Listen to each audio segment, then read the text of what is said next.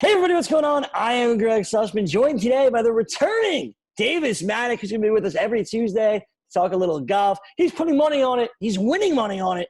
Now it's time for you to do the same. What's going on, Davis? Things are going pretty good. The restart was great for me. Had a couple winners, was doing well on the T20 bets, but last 2 weeks have been brutal. I had the DJ withdraw after the 78 last week, so we are definitely looking back to getting in the winning patterns this week at the WGC-FedEx St. Jude. When Ancer was doing his thing early after the pandemic, I was texting Davis because I was so pumped for him and for all the money he's put down on this guy to get some sort of return, to be even closer to a bigger number.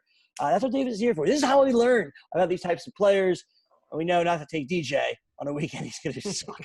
All right, let's move on. Let's start off here with top golfer on your board. You're getting him at 12-1. It is Rory McIlroy, not the number one player in the world anymore, but Rory McIlroy, still certainly good odds, 12-1. Why do you like Rory this weekend? So for me, Rory is still the best player in the world. Jon Rahm is number one in the official world golf ranking, but for our tools at Daily Roto, using long-term form last 2 years, last 3 years, we still have Rory as the best player in the world, better than Bryson, better than JT, better than Jon Rahm. So the fact that Bryson's playing out of his mind, Rahm's playing out of his mind. JT was in the playoff against Morikawa.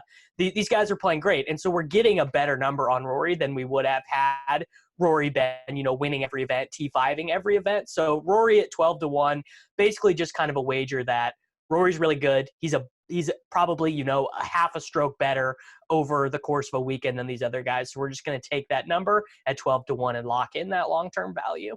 All the other guys that are up there, of course, really good, right? JT's awesome. Bryson's awesome. Jon Rahm, number one player in the world. But Rory McIlroy, according to DailyRoto.com, just a little bit better. And getting that 12-1 is worth locking in over the FanDuel Sportsbook this week. Another top player in the world, Davis, is, of course, Xander Schauffele. Xander at 22-1, always a threat to win a tournament. And here's a good number this weekend on the PGA Tour. So if you've been watching Xander, if you've had the sweat of watching him since the restart from COVID-19, you know that he's got to put it to about 3 feet for you to feel like it's a makeable putt. He has been gaining strokes off the tee. He's been gaining strokes on approach, gaining strokes around the green, and then he just is missing every putt. And even with that, literally losing about 5 strokes a tournament putting compared to the rest of the field, he's still grinding out, T15s, T20s. So basically, I think Xander is kind of one of the 10 best players in the world before you get to the green. And the one thing we know about golf is that putting is super random, right? We see Michael Thompson win last week, gaining 10 strokes on the greens. And if a guy like Xander is able to gain a stroke around on the greens, you pretty much figure that he's going to be in contention for winning. So I think Xander's price is just a little bit depressed because he hasn't been making putts, but he will eventually. According to Davis Mattek, Xander Schauffele is a top 10 golfer in the world. It's not a top 10 putter in the world at this point. Hopefully he can hit a putt that's within 7.5 feet rather than just 3 feet, and that may be the difference you need to get a victory from Xander here. At 22-1, it's certainly worth the shot.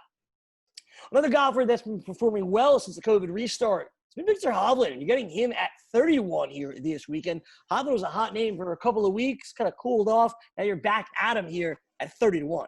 Yeah, so again, we are just sticking to these guys who pound the ball off the tee. But this specific golf course where they play the St. Jude, this used to be actually an invitational tournament with a cut. We should mention that WGC event, no cut, and basically one of the strongest fields in the world, which is why we are looking at betting guys, at 12-1, 20-1, 30-1, because these WGC events, it's very rare for someone who's not a truly prestige golfer to win. And I think Hovland is one of those guys. When Morikawa and Wolf all kind of came off of the mini tours out of college together, we were wondering who was going to be best. And a lot of people who are, smarter than me when it comes to golf definitely thought that it was going to be Hovland. Now, Morikawa has had the better results earlier in his career, but, long-term, I think that Hovland's game approaching the greens is maybe one of the best on tour. So in terms of gaining strokes approaching the green, we think this golf course is really going to be like a second shot golf course. I'm very in on Hovland this week at 30-1.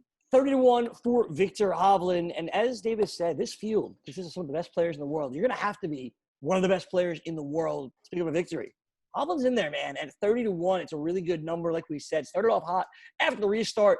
Let's see if we can get back to it this week. I mentioned him at the top of the show. Abe Ancer had to be here in Davis's return to the FanDuel Hurry Up, and he is, because you can get him at 50-1 this week. I know he's your boy. Why do you like him this week?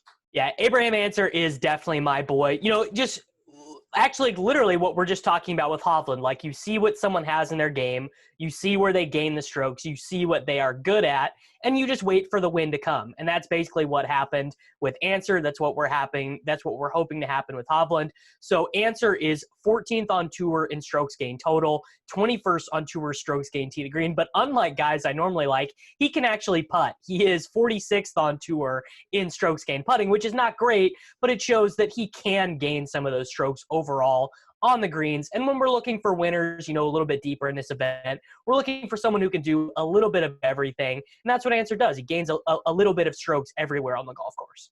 Putting's kind of random unless you're good at it. And Abraham Ancer kind of fits that category as a good putter, but he's also good everywhere around the both around the green and around the course. And Abraham Ancer, things go his way. We saw earlier in the year what can happen. And at 50-1, it's worth taking a shot. Up next, we'll go a little bit deeper to somebody that's 100-1. That's Corey Connors, the Canadian, going with Davis's choice here this week. Why are you in on him? So I know we did just talk about how we want guys who are decent at putting, but now I'm going back to my bread and butter. Corey Connors can't putt. He might be better blindfolded, but 16th on tour strokes gained off the tee, 13th on tour strokes gained around the green. Those are, you know, you combine those numbers and it really does make him one of the premier players in the PGA Tour right now in terms of hitting with his driver, hitting with his long irons. With Connors, it's can he avoid bad chips, right? You know, not being able to get out of bunkers, hitting it into the water. Like, those are obviously real concerns with him. But in terms of, like, can he hang with Rory? Can he hang with Bryson? Can he hang with those guys off the tee and approaching the green?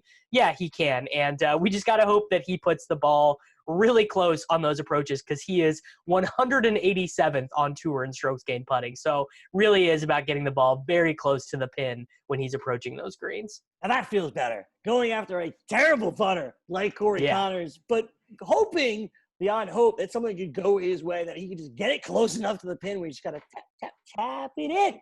That's what we need from Corey Connors. One of the worst putters on the tour, but at 100-1, maybe this will be his week.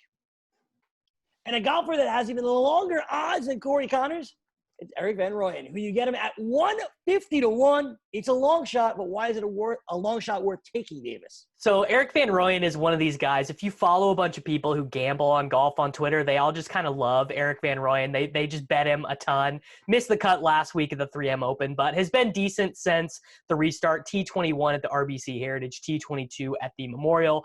But before the restart, he had been playing some fantastic golf. T3 at the WGC Mexico, which is, you know, obviously a WGC, a very super, you know, a strong field event. Had been doing well on the European Tour as well in some of their prestige events, and has been a winner before on the PGA Tour and on the European Tour. Just basically like a really good wedge player, really good with his long irons. And I think he's probably, like, if I was pricing the markets, I'd make him probably a little bit closer to like 120, 110-1. So just kind of gobbling up a little bit of value there with Erik Van Rooyen. I love it. It's like in baseball where everybody loves a guy's advanced metrics, but he continues to stink.